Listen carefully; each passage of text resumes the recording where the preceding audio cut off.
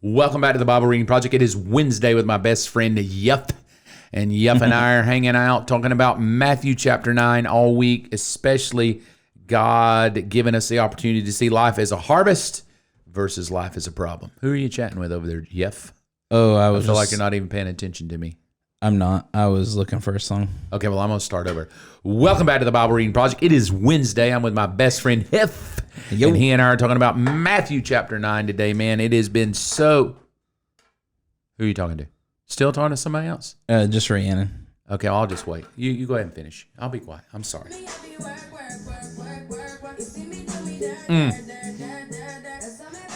We bringing it. Brand new to the Bible Reading Show.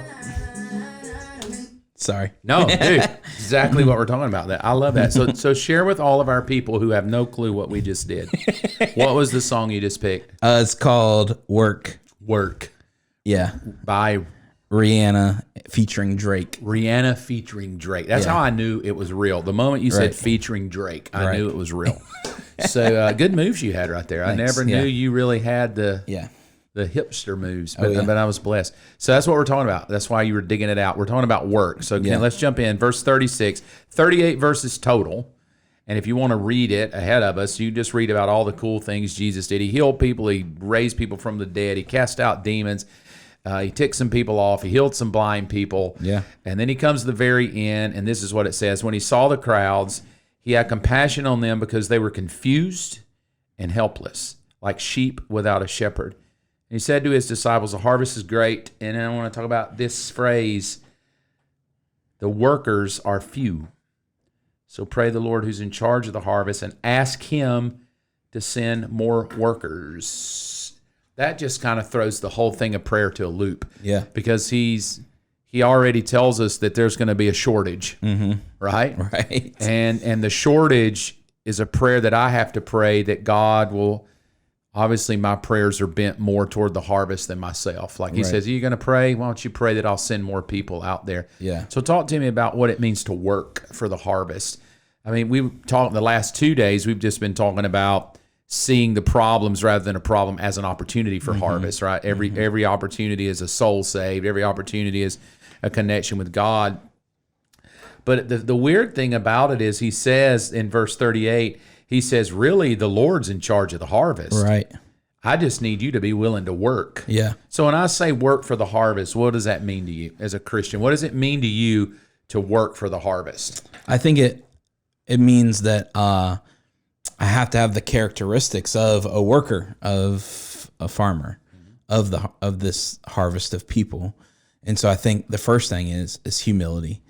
You know, we'll go back to, I think, Matthew 5, you know, in the Beatitudes sums it up well of what that, you know, what those characteristics are. Blessed are those that are meek, for they will inherit the earth. And blessed are those who are, those who hunger and thirst for justice, for they will be satisfied. So I think Jesus has already set it up for us to understand in Matthew 5, in his first public ministry of the Sermon on the Mount, to understand what it means to be a worker.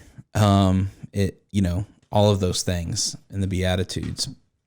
So humility this isn't about me. It's not about Ryan. It's really about other people. My whole life, not just Sunday morning, not just when I go to church or I feel like it. It's my whole life is less about me every day and more about other people, more about those that are around me.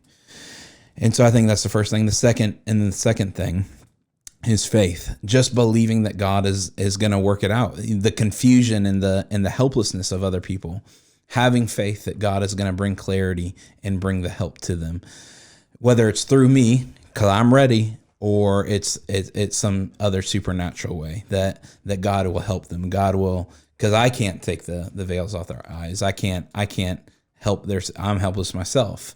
And so I think having faith that God is going to move on their behalf too. So 1, humility. It's not about me. It's about other people. And 2, having faith for those people. You know how in this generation they make fun, like especially in memes, of older men that live with mom in their basement, right? And we make fun of him. He's still in his basement with his mother. He's 30, right? Right. Like there's this expectation that a single guy who's 30 shouldn't be living with his mother in a basement playing video games. I mean, that's kind of the meme world of, well, welcome to this generation. They want to live at home as long as they can and live off mom and dad as long as they can, which may be okay. I mean, but I think there is something in the church world where we've done a poor job teaching that it's work. Yeah. I think we want people to come in the house, live in the house, chill in the house, do no work in the house except the work in the church. Well, what we talked about last Friday, that Jesus is a product. Right. Work doesn't sell very well. No.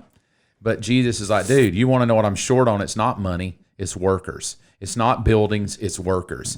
It's not production, it's workers. That what he really, and that's weird, like Jesus himself alludes to that God is having a human shortage of people to help him. Right. You would think he could just create that, right? But he doesn't. He said, so why don't you just pray? I'm in charge of the harvest, and why don't you ask me to send more workers to the field? Yeah, right. So, two issues with that. Either there's not enough workers, or there's not enough workers willing to go, or God's waiting on me to pray before he can send them there. Right. And so this idea that Christianity is work. Yeah. And I'm not talking about work for salvation, but work. Yeah, right. Like it takes an effort to go out and win lost and pray for people. And I think there's just something about we just want to live in Daddy's house, Daddy God, Papa Father God, all these real romantic terms for God. And then I just want him to meet all of my needs according to his riches and glory. And I just want him to answer all of my prayers. I don't want him to expect much. I just want to soak in his presence. I just want to sit at his feet and just soak up all of his anointing for my day and just listen to all this worship. And I just think ultimately Jesus is like, dude, get to work. Get off the carpet, get out of your prayer closet, and why don't you go out in the field and why don't you get dirty and sweaty and work for me? So why do you think that's a hard thing to sell to this generation? Because everything is, if I want to know anything, I can get it in less than a millisecond by Googling it, right? If I'm hungry, if I'm really hungry, I can pop a Hot Pocket into the microwave in 2 minutes. I've got a really, really mediocre meal. So anything that I want comes at the snap of a finger. And if I don't have anything in my pantry, I just go down to Chick-fil-A, right? So essentially I really don't have to work for anything. I really can just get it, boom, laid in my lap. Sure. And I think we don't really like to work for a harvest, and we don't sell it very well because what we're working for and what we're serving is, he says, they're confused and helpless. Sure. And that is, if how do you help a confused person? That's I don't know how. Like, that's nearly impossible. Right. How do you help a helpless person? Right. I don't even know how, because if they're confused and helpless, they're helpless and confused. They may not even know that they need help. Right, and if they did know that they needed help, well, do they even know what they need help for? And how do you help and serve and harvest something like that? And that's a lot of work, and a lot of energy, and a lot of money, and a lot of time, and a lot of investment. And we don't really like that because we don't know what the return is going to be. And I think that's what I talked to students about on Saturday morning when we were wrapping up our camping trip, and we were talking about Matthew 8. I said, yes, when life becomes less about Ryan and more about other people, I lay my head down at night more satisfied than the days that I am just worried about Ryan. Sure. And I think that's the benefit. That's the harvest. Right. Is that when I go and help people, they may not receive the help. If I go and give wisdom, the confusion may not leave. When I go and serve and plow the field, it may not help anyone that I can see immediately. But the harvest for me is that I can lay my head down at night more satisfied than any other day. That's good. Robin and I, we date every week, right? We go out.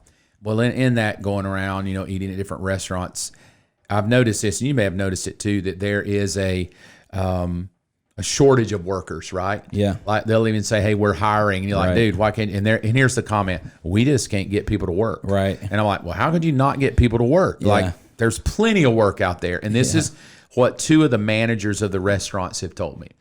They said, well, it's hard to get people to work because the government is paying them not to work, right? So they're getting an unemployment check of some sort from the government due to COVID. Yep. Then the state of Georgia as well was paying a stipend. Wow. So they were getting about $1,100 to $1,200 a week not to work. So you're getting let's say $1,000 a week, $600 from the government, $300 or $400 from the state. You're getting $1,000 to do nothing, to sit at home and do nothing. So you walk into these restaurants, you're like, hey, we're early, and like, yeah, we can't sit you for another 30 minutes. We don't have any waiters or waitresses. Like, where are they? Well, we can't find enough people to work. Right. The guy that was in the kitchen quit because he can make more money. Watch, this is exactly said. He can make more money sitting at home than we can pay him to work, right? With all the handouts we're giving. Yeah. I think the same thing is a great object lesson for the church. Right. I think we have lived so long codependent on God being like the government.